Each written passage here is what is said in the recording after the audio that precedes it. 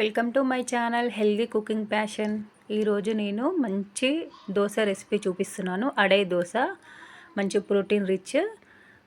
దీంతో 2 కప్పులు ఈ రైస్ తీసుకున్నాను. అదే కప్పుతో ఒక హాఫ్ కప్పు ఇడ్లీ రైస్ తీసుకున్నాను.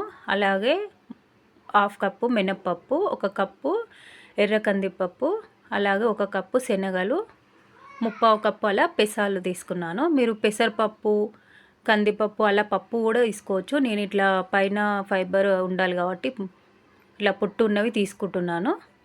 ఇప్పుడు అన్నీ అందులో పోస్తున్నాను. కప్పు వరకు ఎర్రపప్పు తీసుకున్నాను. ఆ ప్లేస్లో మీరు కందిపప్పు కూడా తీసుకోవచ్చు. అలాగే ఒక హాఫ్ కప్ అలా శనగలు, పెసాలు తీసుకున్నాను. ఇప్పుడు ఎండుమిర్చి, ఒక స్పూన్ మెంతులు, ఒక స్పూన్ జీలకర్ర, ఒక హాఫ్ స్పూను మిరియాలు తీసుకొని మంచిగా కడిగేసి నానబెట్టుకోవాలి. అవన్నీ కలిపేసి ఒకసారి అంతా కడిగి మంచిగా నానబెట్టుకోవాలి. చూడండి, ఒక 5-6 అవర్స్ అలా నానబెట్టుకోవాలి. మధ్యాహ్నం నానబెట్టుకుంటే నైట్ వరకు మంచిగా నానిపోతాయి. పప్పులే కదా, త్వరగానే నానుతాయి. ఇంకా నానిన వాటిని ఇప్పుడు మిక్సీ జార్లో వేసుకొని కొంచెం వాటర్ వేసుకొని మెత్తగా పేస్ట్ లాగా రుబ్బుకోవాలి. చూడండి, 2 సార్లుగా రుబ్బాను. రుబ్బాక ఇలా ఎంత వచ్చింది గిన్నెలో పెడితే మంచి ఫర్మెంటేషన్ అవుతుంది. నైట్ అంతా ఫర్మెంటేషన్కి పెట్టేసి ఫర్మెంటేషన్ అయ్యాక కొంచెం వాటర్ వేసి కలపాను. ఇలా జారుడుగా, గట్టిగా ఉండొద్దు. కొద్దిగా వాటర్ వేసి కలిపేసుకోవాలి. అలాగే సాల్ట్ కూడా వేసుకోవాలి. ఇప్పుడు మనం ఇలా చేసుకోవచ్చు. పిల్లలు పచ్చిమిర్చి, ఉల్లిపాయలు అలా తినకుండా ఉంటారు కాబట్టి వాళ్ళకి ఇలా దోశ వేసి పెట్టవచ్చు. మనం ఇలా తినే వాళ్ళైతే ఇప్పుడు మిక్స్ చేసి చేసుకోవాలి. ఇది అడే దోశ. ఇప్పుడు దీంట్లో కలిపి పెట్టుకున్నాం కదా, సాల్ట్ వాటర్ వేసి ఆ పిండి ఒక గిన్నెలో తీసుకొని సన్నగా తరుక్కున్న ఆనియన్స్, పచ్చిమిర్చి, కొత్తిమీర, అలాగే అల్లం చిన్నగా ముక్కలుగా కట్ చేసుకున్న అల్లము వేసుకొని మంచిగా కలిపేసుకోవాలి.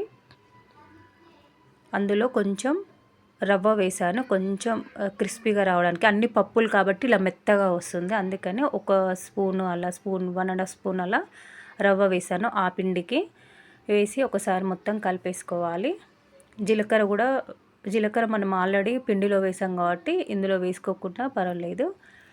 ఇలా కొంచెం మందంగానే వేసుకోవాలి. చాలా టేస్టీగా ఉంటాయి. మంచి ప్రోటీన్, అన్ని పప్పులు వేసాం కాబట్టి పిల్లలకు కూడా మంచి బలము. మనం కూడా డైట్లో ఉన్నవాళ్ళు ఇది తీసుకుంటే చాలా బాగుంటుంది. నేను ఇప్పుడు డైట్ వీడియోస్ చేస్తున్నాను, షార్ట్ వీడియోస్ పోస్ట్ చేస్తున్నాను. అందుకే ఇలా ఈ దోశలు తీసుకుంటాను 2 టైమ్స్ అలా 2 డేస్. చూడండి, ఇలా మందంగా వేసాక మంచిగా హోల్స్ పడి ఇలా రెడ్గా కాలుతాయి. మంచిగా పప్పులు వేసాం కదా, చూడండి ఎంత రెడ్గా వచ్చిందో. అలా కాలాక మళ్ళీ రివర్స్ వేసుకోవాలి. కొంచెం పచ్చిదనం ఉంటుంది కాబట్టి కొంచెం రివర్స్ వేసుకొని